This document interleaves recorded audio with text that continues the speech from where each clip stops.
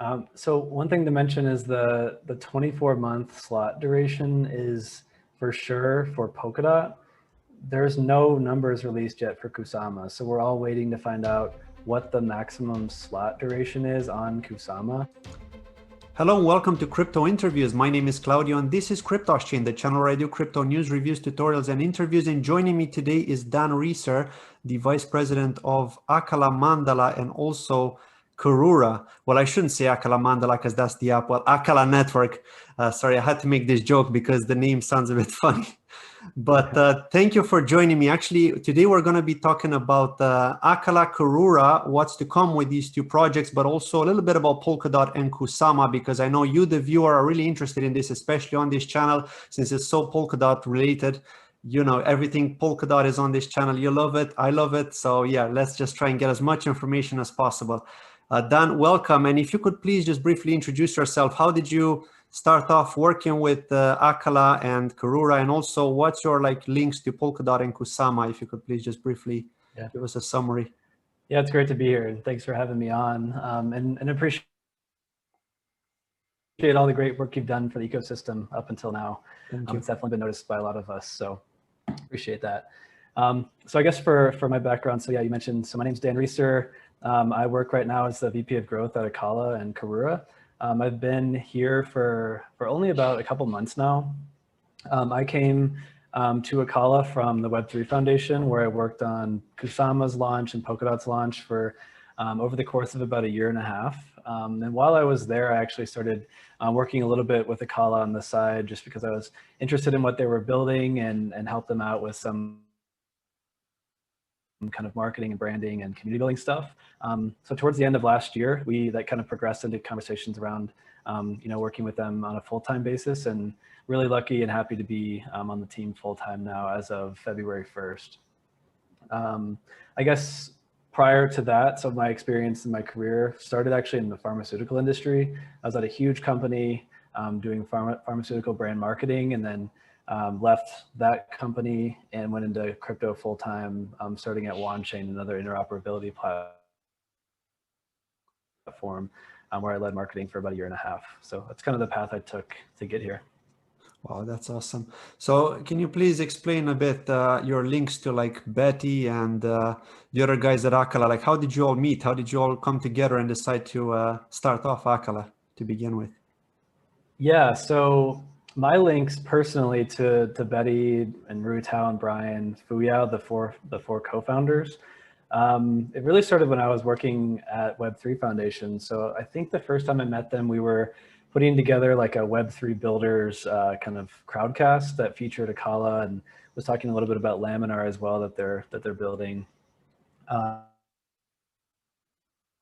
But the Acala team themselves, they actually started out building Laminar together, which is a synthetic asset trading platform being built on Acala. They met at a hackathon with the PolkaWallet team. So Fuyao started PolkaWallet, and there's a team that he kind of manages out of Shanghai. The two teams actually met at a hackathon and were building together, and then really enjoyed the time together. And I think just had a lot in common and just produced great results. So they decided to team up and build Acala together. So now that's kind of where we are today. We've got the Acala blockchain platform.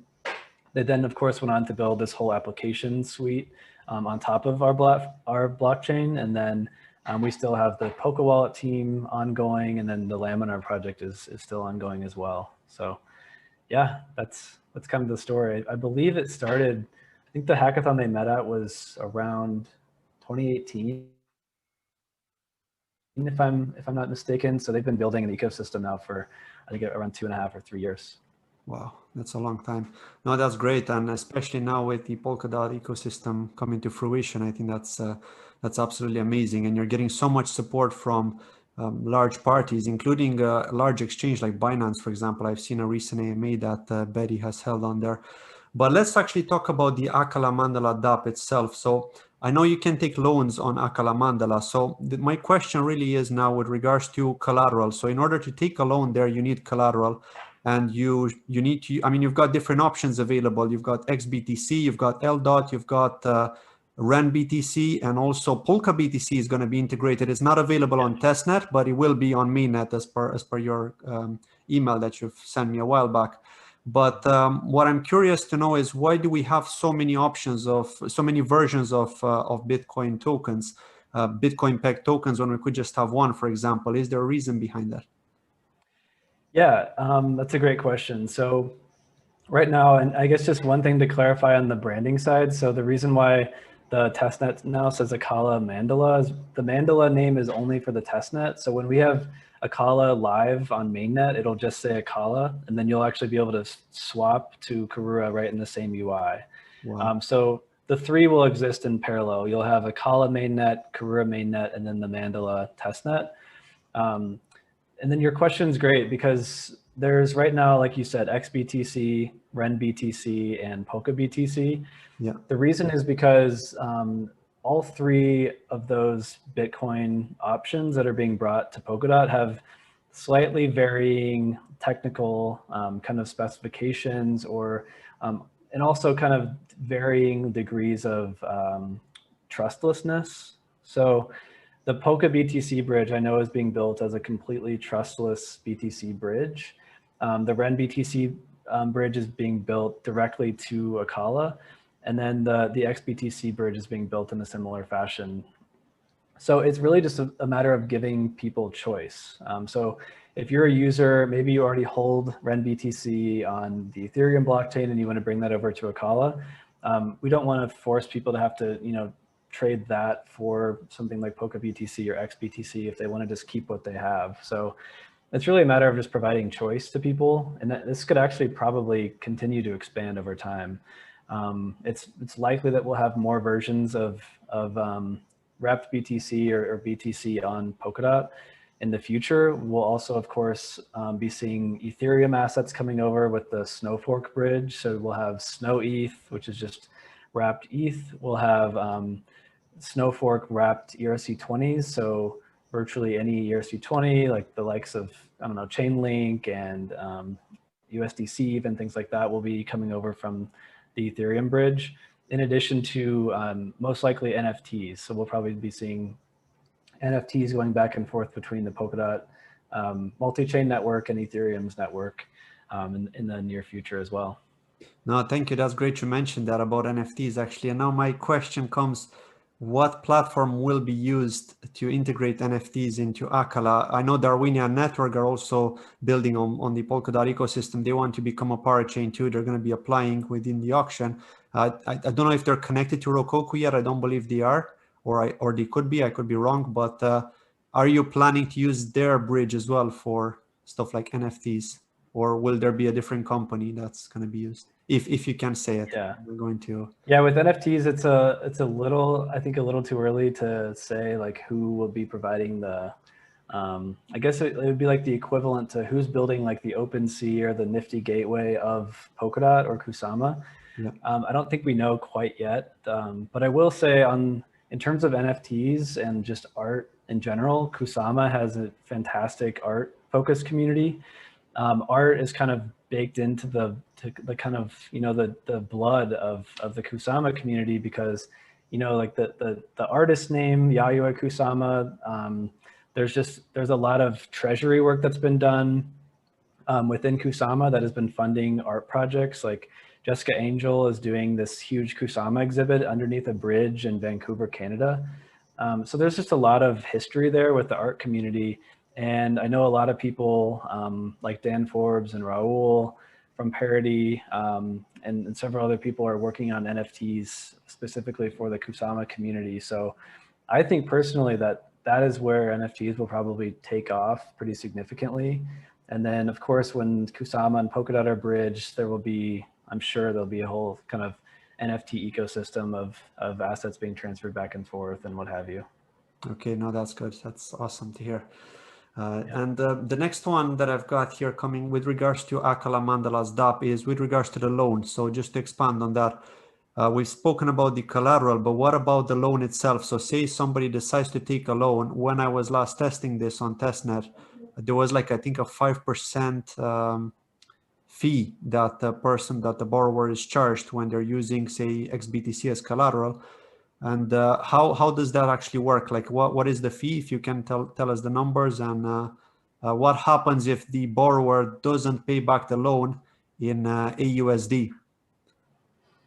Yeah, so a lot of the numbers on the testnet today are, I don't even know if estimate would be the right word, but they're kind of like placeholder numbers. The governance of Acala will be deciding the exact like interest rate numbers, the liquidation penalty numbers, all these kind of financial parameters will be decided by Acala governance and voted on by the network itself. So I wouldn't look too deeply into all these numbers on the testnet at this point. But ultimately what would happen is, like, if you take out a loan using, say, XBTC as collateral, you're essentially just required to pay that loan back at the end of the time that you're using the AUSD for the loan. But if you do, in the background, there's of course a mechanism for liquidation to ensure the safety of the platform itself. So if the price of the XBTC were to drop to a certain threshold, that's when the system would automatically liquidate that position for a penalty. So I think the last I looked, I think in the testnet right now, it says something like 20%, for example, or maybe 15% would be taken from that as a liquidation penalty. And that would then the liquidation happens on the back end in two ways. So there's the Acala DEX, which is used to check the current price for that asset. But there will also be these essentially bots that are running in the background that are there to help sell at the most optimal price. So they'll be comparing the Acala DEX to these bots, and then the liquidation will happen on the back end. Wow. Okay, now that's interesting. Thank you for that. So just with regards to, just to get back to that, if the person doesn't pay back the loan in AUSD in a certain period of time, then they could get liquidated, right? Regardless if the price of Bitcoin doesn't drop under that certain threshold, just because the time frame expires or something, right? And I'm still new to all this too, so from my understanding, I don't believe there's a time on the loan. So I don't think it's like a mortgage for your home where you have to pay it back in 15 years or something like that. Yeah. Most of it is based on the actual price of the underlying asset and when you would have to be liquidated. But I think the main thing to understand is that there's sometimes the word liquidation, at least with me, it used to kind of scare me because it sounds like you lose everything. Yeah. But in this case, your assets are being sold at the current price for a penalty, and that's what gets taken out. The rest will go back into your account. Yeah, no, definitely. And just one other thing that I want to talk about on the collateral, and I know I've had a debate about this with other people in the past, and that's the limitation that we've got at the moment, in the sense that you cannot take a loan higher or equal to the collateral. It always has to be less. Yeah. So the question is, do you think there's going to be a chance in the future that we're going to see some sort of I don't know, tokenized assets which are going to have larger values, such as your home, to be tokenized in order to be used as collateral, just similar to a bank, right? When you have that in a bank, and then the bank can take the house off you if you can't afford to pay the mortgage.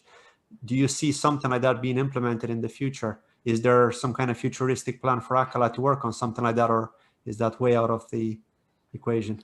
Yeah, I don't know. I actually hope so, because right now, what you're referring to is just the need to over collateralize a loan. Yeah.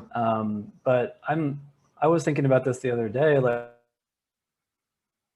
even personally, like it would be really cool to be able to collateralize some of my crypto in the same, for like a home mortgage, for example, that's DeFi backed, where similar to like I did a mortgage in the past, you need like 20% down payment, and then you're able to get the rest of the loan.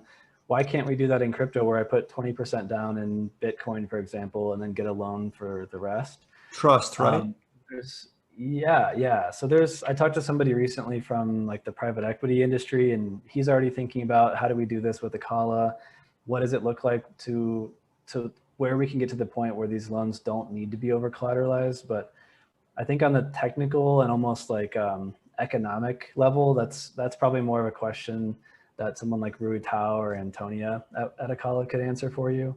Okay. I don't know exactly how it could be implemented, but I know I wouldn't be surprised to see it fairly soon.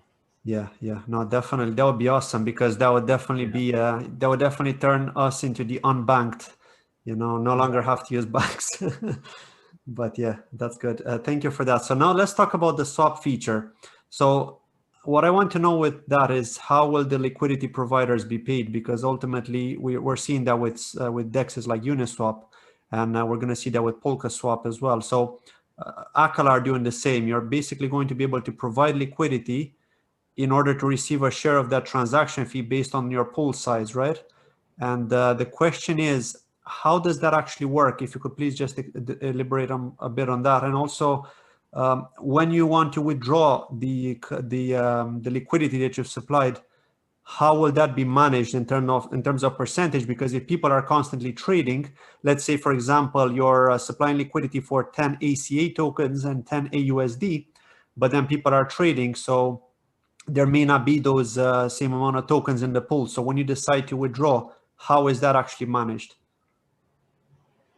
Yeah, this is also something that I think right now I'm actually in the learning process of as well. My understanding is that there will be some kind of mechanism to prevent, like, of course you can't allow everyone to, like, remove their liquidity providing tokens at the same time, because then you deplete the whole pool and the system wouldn't work. Yeah. This is probably more of a question for Betty, honestly. You're getting pretty deep into the product itself. So what I can do is follow up with Betty and even just get back to you on the exact way that these liquidity pools work, because I'm not super deep on that quite yet. Okay, no problem. Cool, thank you.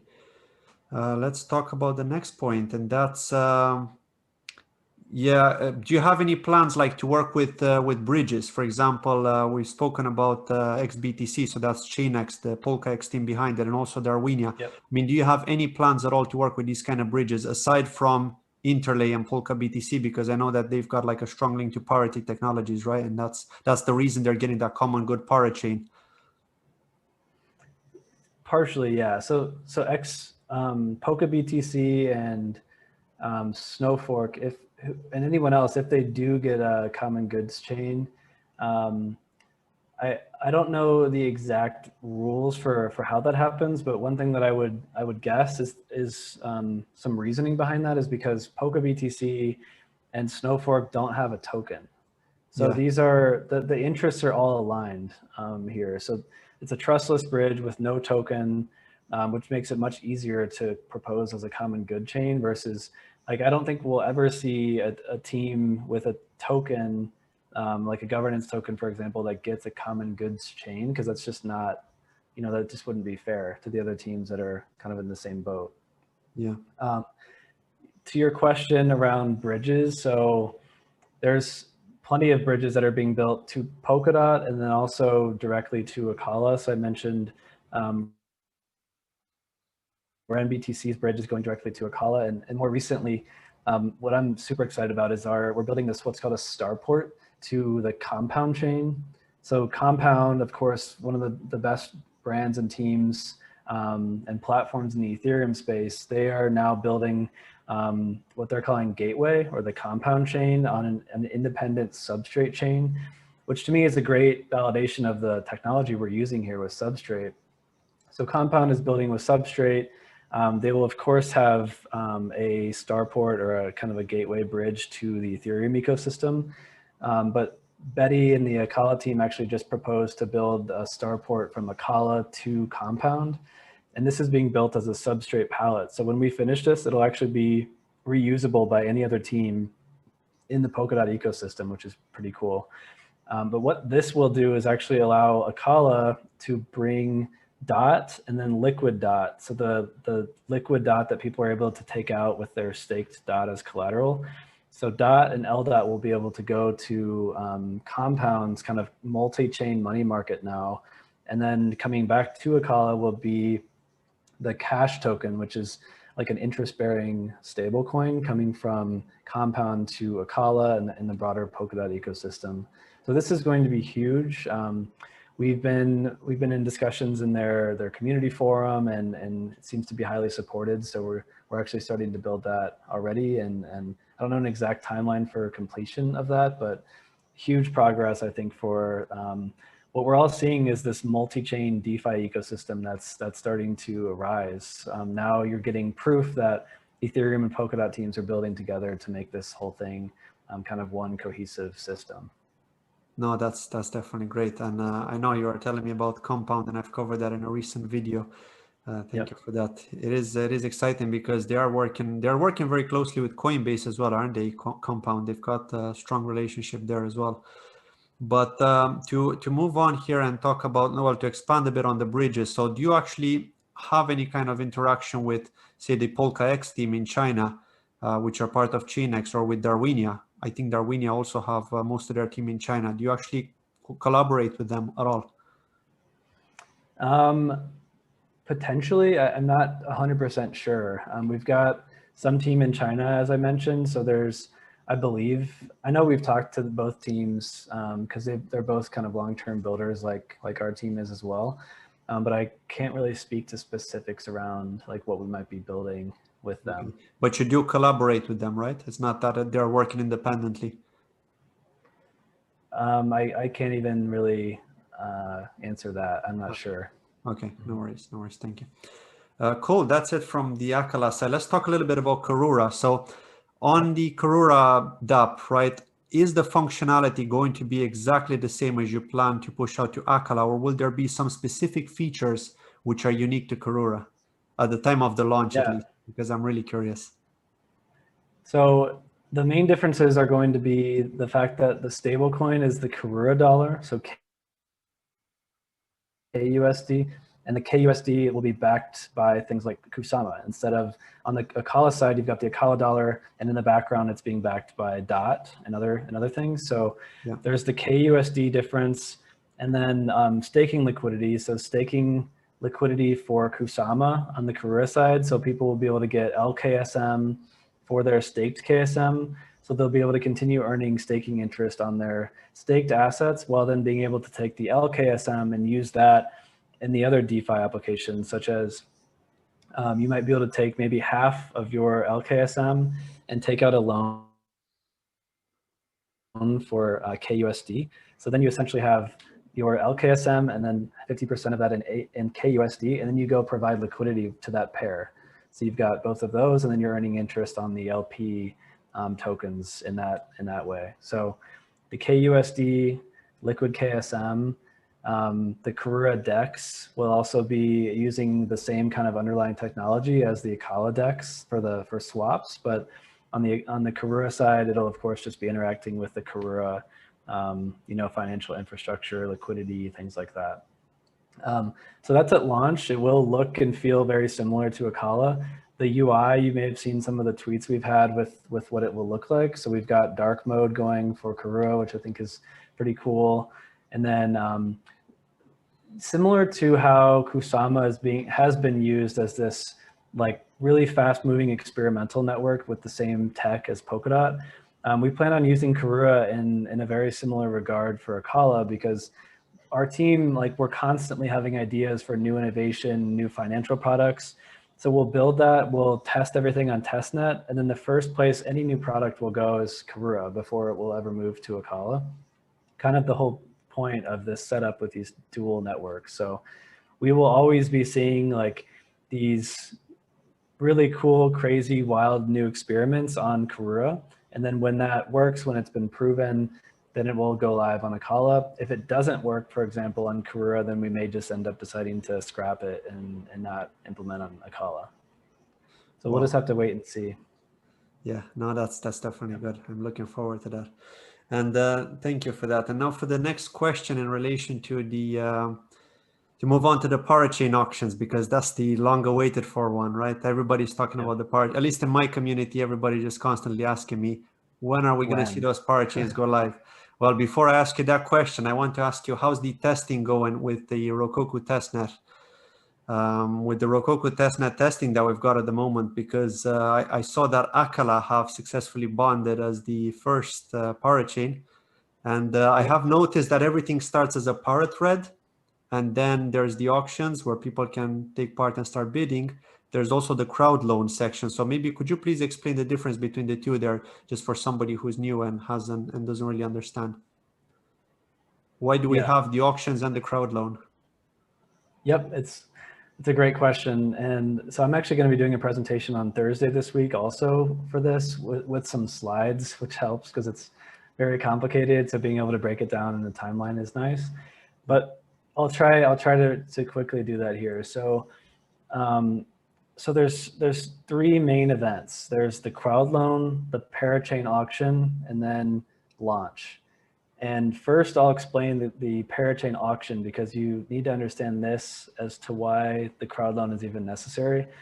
So a Parachain auction is essentially any team, let's use Kusama as the example because Kusama is going to be doing this first. So any team who wants a slot in Kusama's network or who wants to launch on Kusama with a Parachain, they have to win an auction against other teams to actually earn that slot. So there's two ways to actually participate in that auction against these other Parachain teams. One is you could just use a single account. Like say it's a team that's sitting on $10 million in KSM and they don't need to do a Crowdloan from the community, and they just bid with that account that they have. That's option one, which is probably much less likely or frequent that we'll see. The second option is you can do what's called a Crowdloan from your community. So people in your community who want to support you and they want to back you can contribute KSM to your project's Crowdloan. And then when you go into the auction, those are actually the KSM that you're using to bid against other teams. So to back up to the Crowdloan part, that's why the Crowdloan is needed, because it's for teams like Karura. We're looking for community support to help crowdsource this KSM into our Crowdloan module within the blockchain that we actually can't touch. But what happens is when this auction starts, people are going to be bidding as high as they possibly can, as quickly as they can, because we won't necessarily know when the winner is chosen. It's a randomly selected time.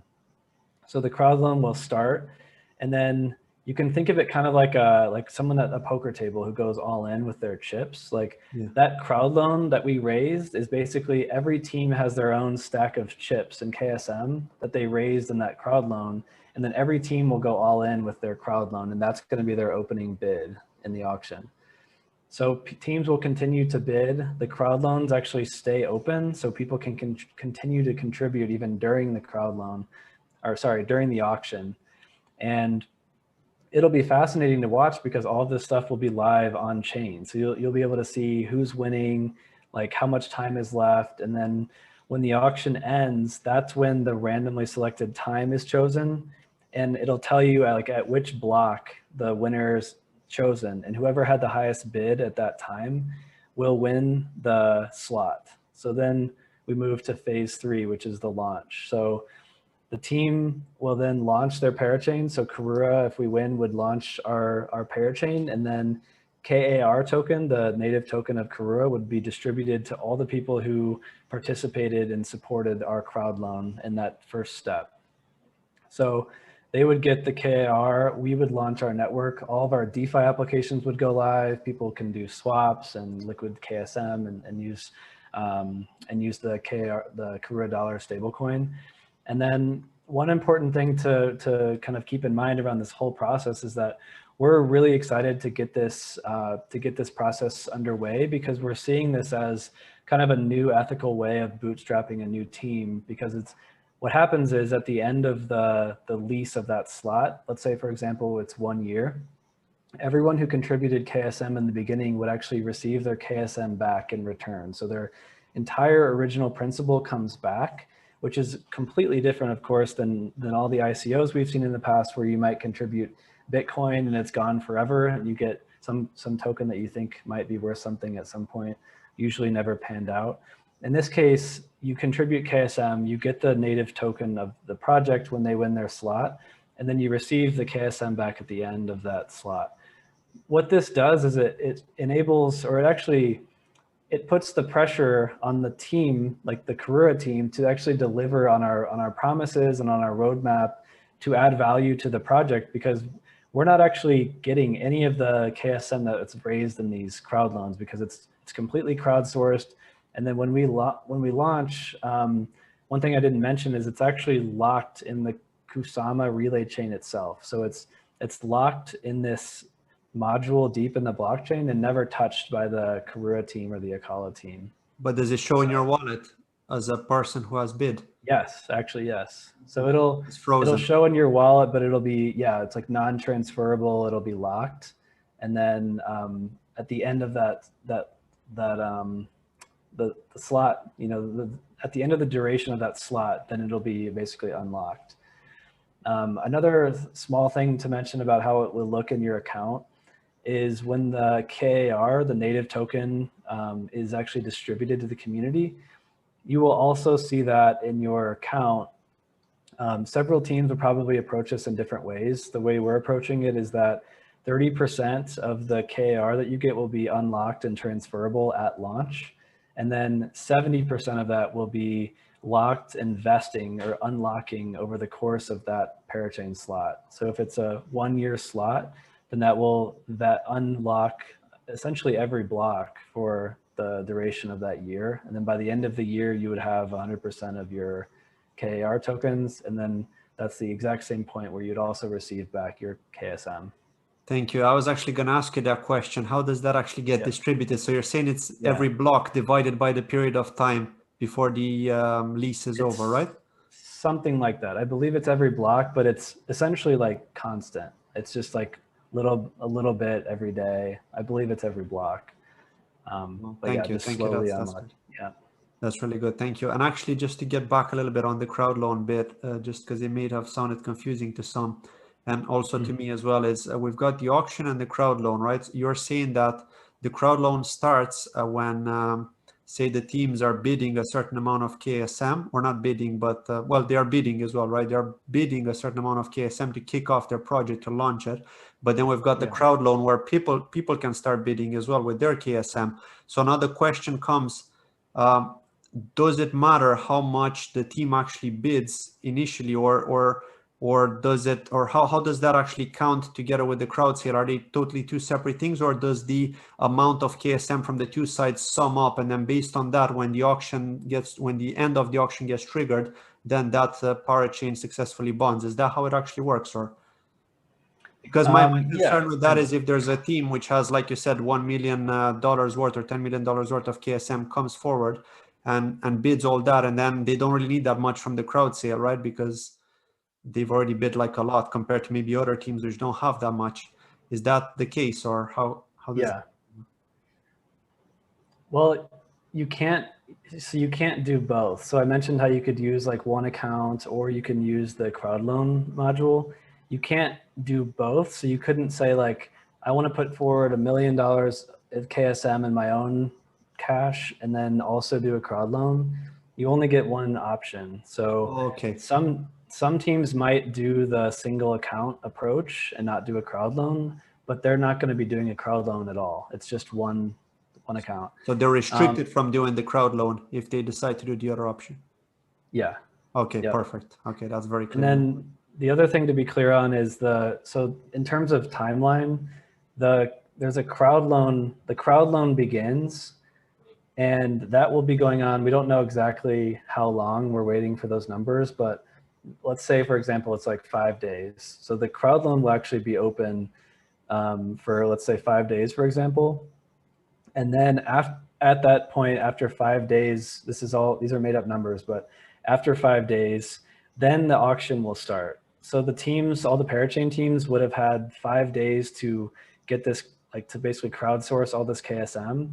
And then since the auction starts later, then that's why they will already have built up like a whole amount of KSM to bid when the auction starts.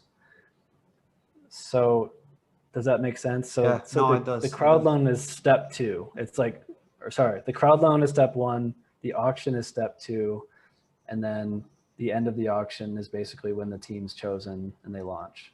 Yeah, yeah. No, it makes sense. Thank you for that. It was just something that wasn't very clear of either. And maybe Yep. there are some viewers that may have had the same question.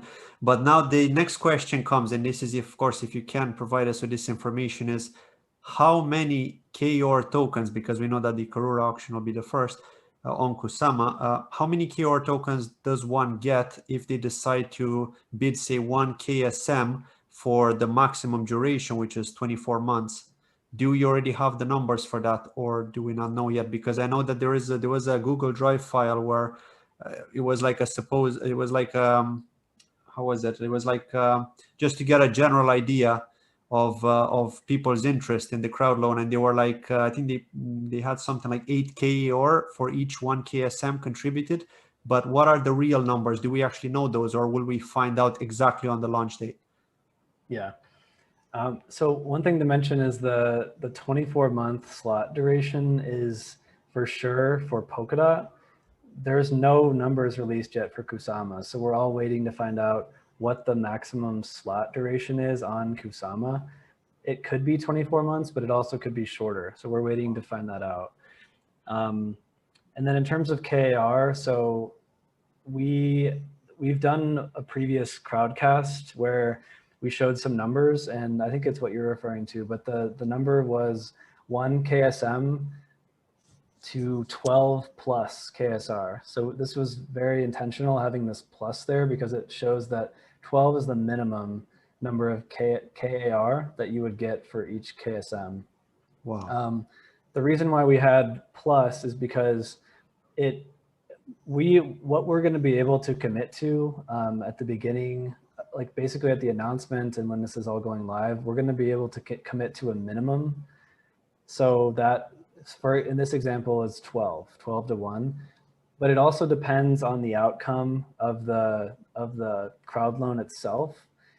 You can kind of think about it like staking, where like the more people that are staking on Kusama or Polkadot, there's essentially less tokens to be distributed to all those people. So the returns will go down the more people that are staking, you know?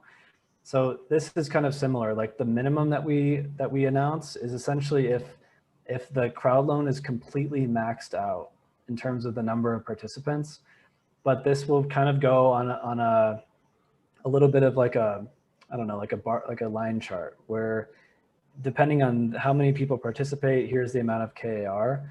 So we are able to commit to the minimum, and then beyond that, we'll have to see what the outcome is of the crowd loan itself, and in order to determine how many KAR are distributed to each for each 1 KSM. Right. And is it dependent on the price of Kusama? Because as you've probably seen, it's been going wild. I think it went to like $500 yesterday.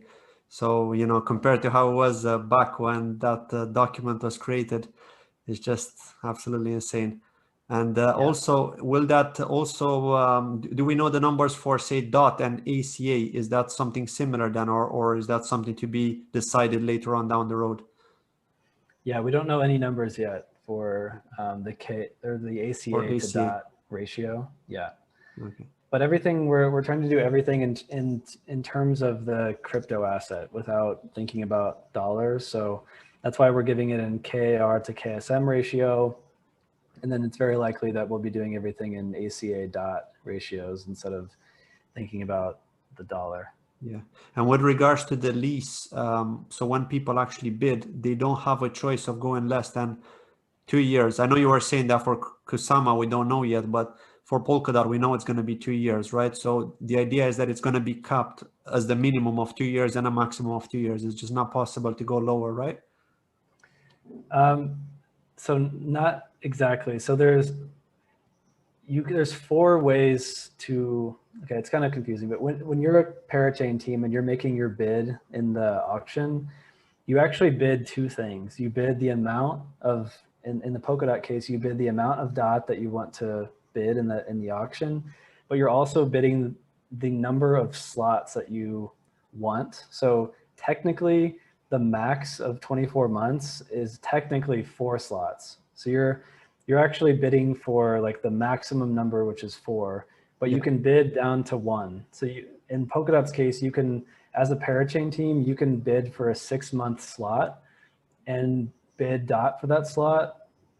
the problem there, or I guess if you're a team doing that, there's like a multiplication problem done, and like the number of dot times the number of slots that you're bidding for.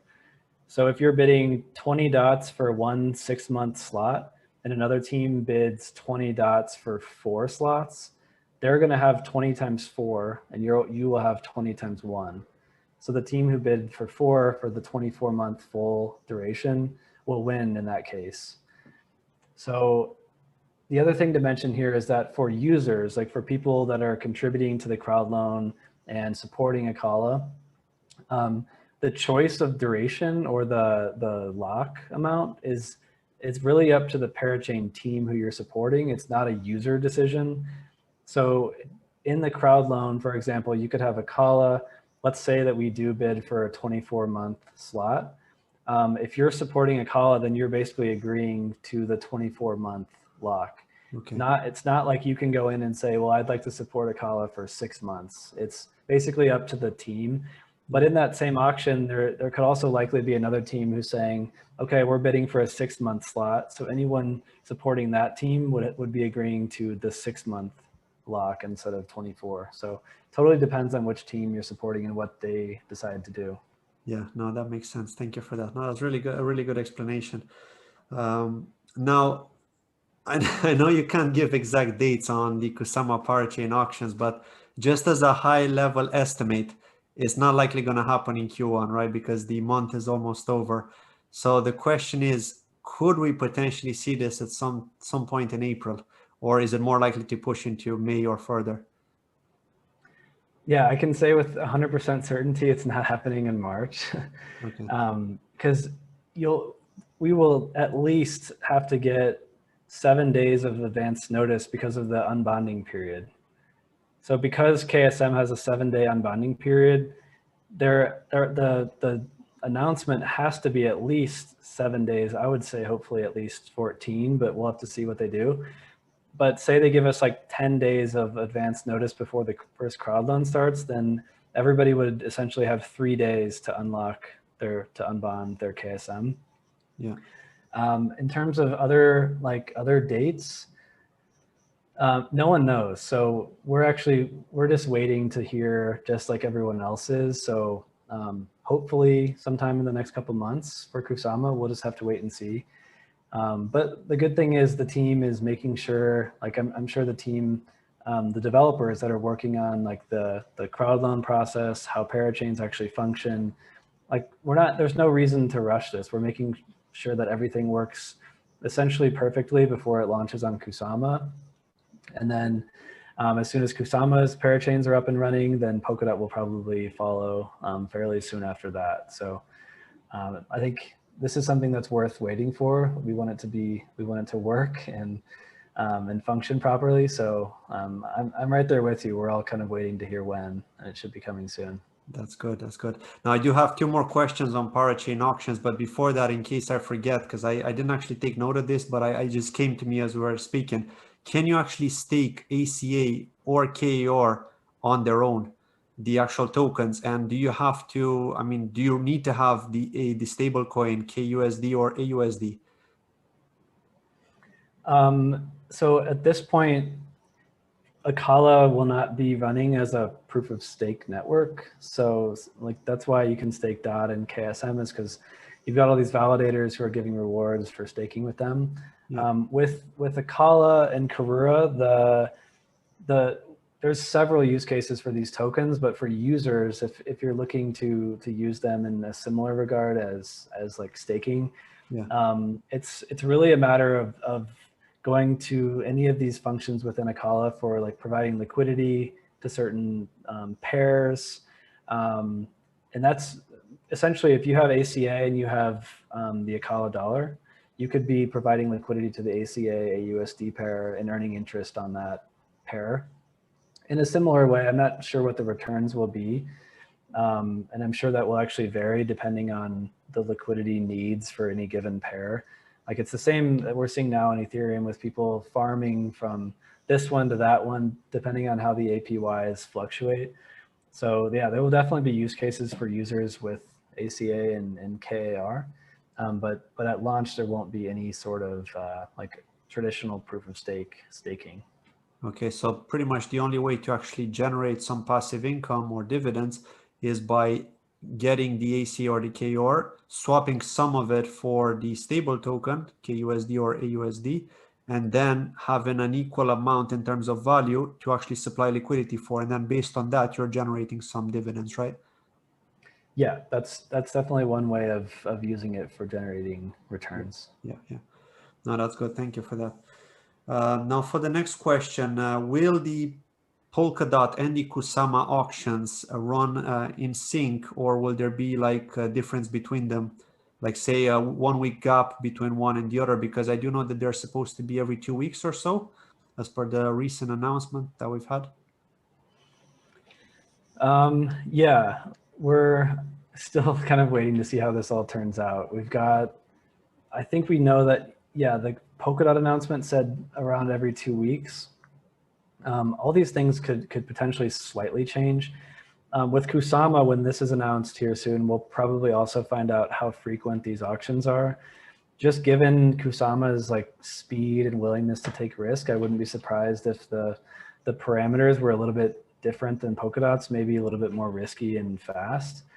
But we don't know exactly yet. But if we fast forward to like a year from now, I'm not sure exactly like the overlap of these things, but these auctions and crowd loans are going to be going on an ongoing basis in parallel for the next, 5+ years. So this is something that like you're going to have dashboards of like all the live parachains. You'll have dashboards showing the schedule of all the upcoming crowd loans and auctions and who's participating.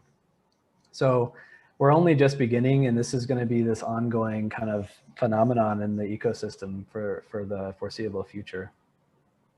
No, that's good. Thank you for that. At least you clarified it. Okay, so can you please tell us if PolkaWallet is also going to be supporting the Parachain auctions on Kusama and on Polkadot, which is the mobile wallet?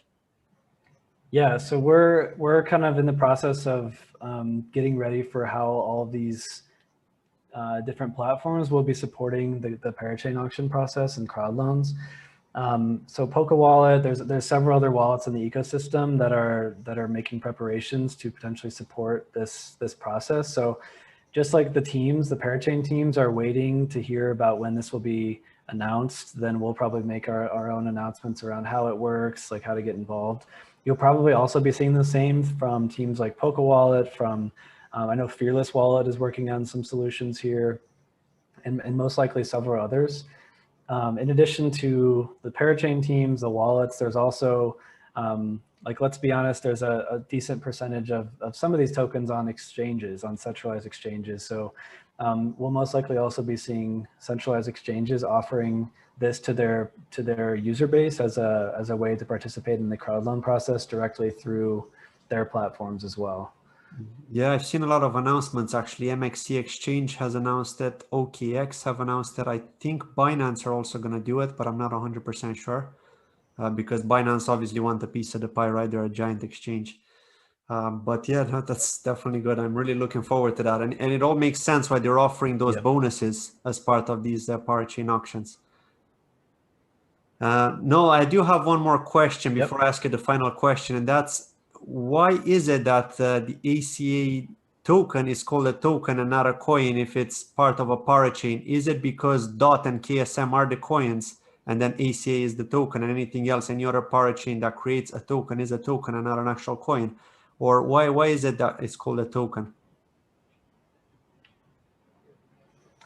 I think this is...